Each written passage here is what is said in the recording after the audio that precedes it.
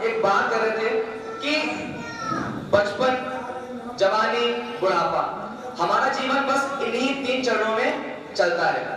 हम छोटे होते हैं तो हमें किसी प्रकार की कोई फिक्र नहीं होती है। मानते हैं हम लोग? कौन से हमारे बात से?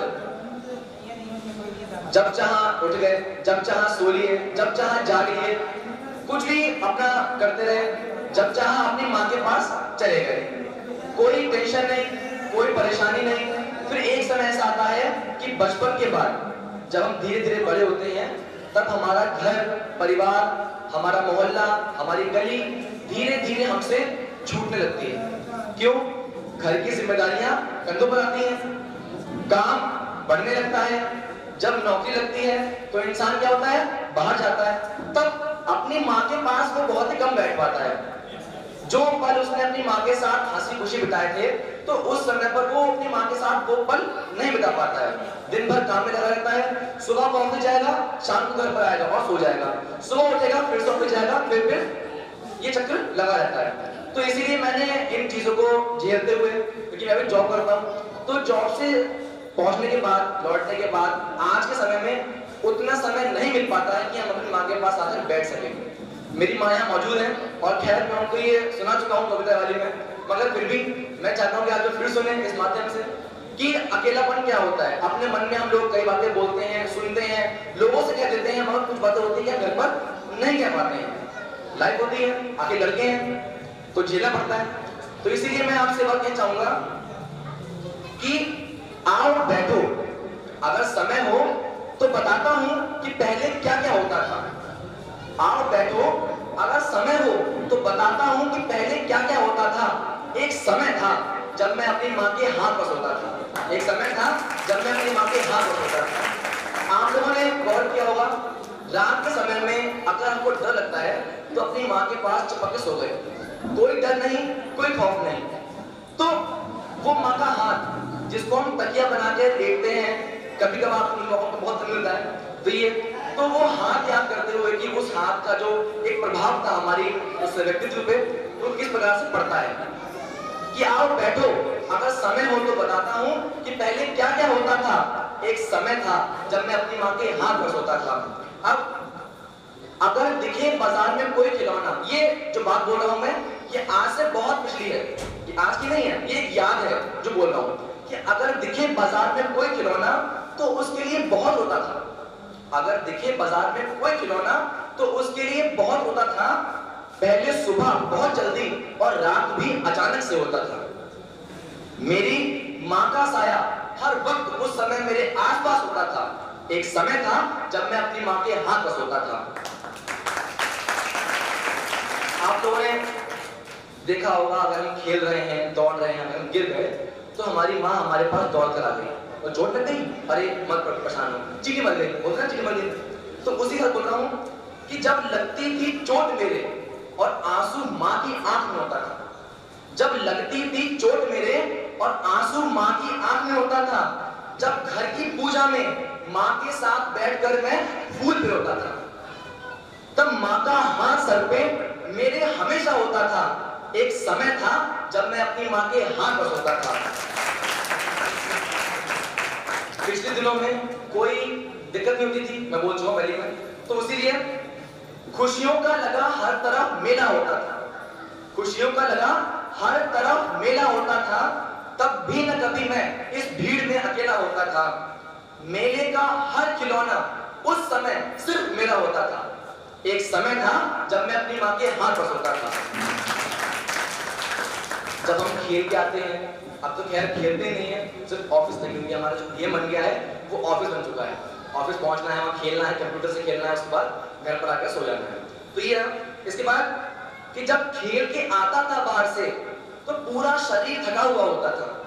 जब खेल के आता था बाहर से तो पूरा शरीर थका हुआ होता था और घर में नाश्ता मेरे लिए पहले से ही लगा हुआ होता था। जब हर जख्म शरीर का, जब चोट लगती हमारे, खून निकल आया, माँ ने पट्टी कर दी, जब हर जख्म शरीर का बस कुछ ही दिनों के लिए होता था, वो समय था जब मैं अपनी माँ के हाथ पर सोता था। अब बच्चे तो ठीक है, आज से क्या है, मम्मी आज ही पूछती हैं बेटा क्या बना लें खाने में, जो मन करे बना दो। पहले कहता नहीं नहीं नहीं तुम ये बनाओ ना, ये नहीं बनेगा खाओ नहीं, तुम्हें ये नहीं पसंद है, तुम्हें वो नहीं पसंद, मैं बनाऊं क्या मैं, पहले फरमाइश होती। पर अब क्या है कि खाने में 100 नखरे मैं करता रहता था, खाने में 100 नखरे मैं करता रहता था दीदी से। तो अब दीदी बात आ रही, देखिए बहन क्या होती है, हम दिन भर लड़ते हैं, दिन भर झगड़ेंगे, रात भर झगड़ेंगे, यहाँ तक कि आप विश्वास माने अगर रात हो गई है और सोने जा रहे हैं तब भी हम लड़े जा रहे हैं। लड़ाइयां अपने चरम पर हैं, वहां से वो चिल्ला रही है, वहां से मैं चिल्ला रहा हूं, बहन भाई आखिर क्या कर सकते हैं। तो इसीलिए अब तो खैर उनकी कमी कब महसूस हुई, जब उनकी शादी हो गई। तो आज का समय ये कि घर में अकेला रहना पड़ता है, मम्मी बोलती हैं तो फिर चुप रहना पड़ता है। तो इसीलिए कि खाने में 100 नखरे मैं करता रहता था, दीदी से तो दिन भर बस लड़ता रहता था। जब करता था घर के काम, अब देखिए घर अब होता क्या है कि बाहर से आए अचानक से काम कर लग जाऊं मैं, माँ सोचती है अरे क्यों कर रहा है ये, आज काम कर रहा घर में ये, मतलब क्या आए चले गए। तो इसलिए कि खाने में 100 नखरे मैं करता रहता था, दीदी से तो दिन भर बस लड़ता रहता था। जब करता था घर के काम तो माँ को अचंभा होता था, जब करता था घर के काम तो माँ को अचंभा होता था। एक समय था जब मैं अपनी माँ के हाथ पकड़ता था। अब आखिरी पंक्तियां है तो वो सुनाता हूं आपको मैं कि आपने देखा होगा जब बारिश होती है, बारिश तो सब लोगों की फरमाइश होती है मम्मी ये बनाओ, मम्मी वो बनाओ, अरे मम्मी पूरी बनाओ, मम्मी समोसे बनाओ, होता ना। तो हमारी होती थी फरमाइश पहले क्या था कि बारिश में पकौड़ों की फरमाइश हमेशा मेरी होती थी, बारिश में पकौड़ों की फरमाइश हमेशा मेरी होती थी और पकौड़े लाने में बाहर से देरी भी मुझे ही होती थी। फिर भी गुस्सा तो बस हमेशा मेरी नाक पर होता था। एक समय था जब मैं अपनी माँ के हाथ पकड़ता था। तो ये तो कुछ पंक्तियां थी जो मैंने लिखी थी, अब इसको मैं और आगे बढ़ा रहा हूँ, बढ़ते बढ़ते दिन हाथ पहुँचती है।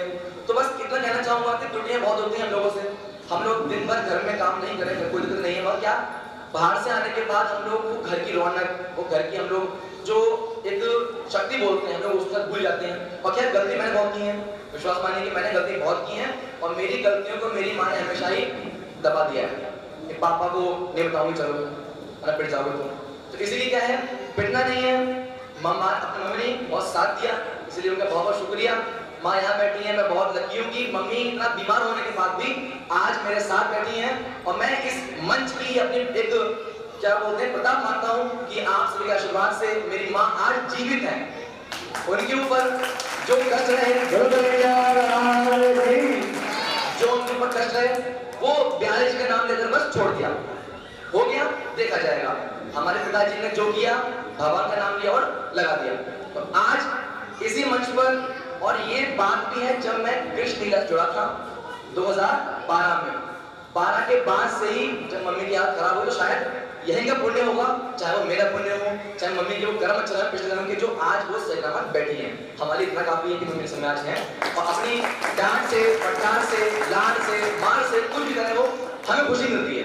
तो बस ये है और यही का प्रताप है कि आज मैं जिस भी मुकाम पर हूँ, चाहे जहाँ भी हूँ, चाहे अपना स्काउट गाइड रहा, चाहे एनसीसी रहा, चाहे कुछ भी रहा, जहाँ जहाँ तक मैं आज तक पहुँचा हूँ, मैं मानता हूँ कि इसी मंच का वो एक प्रमाण है कि मैं आज वहाँ तक हूँ। और सबसे पहली चीज आज बरेली में आप विश्वास माने कि ढोलक के रूप में मुझे बजाने के लिए बहुत ही अच्छा माना जा रहा है।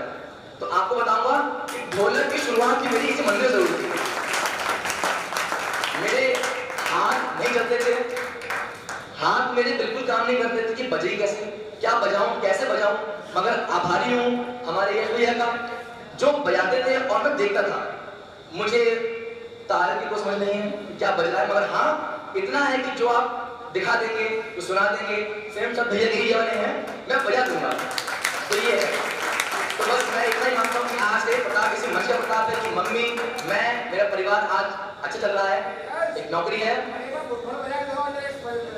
अच्छा ठीक है, अभी ढोलक की परमिश आई है, अभी हम लोग बगल गाएंगे तो आपको उसको दिखा देंगे। तो अभी मैं अपनी वाणी को विराम देता हूँ, आपका बहुत बहुत धन्यवाद।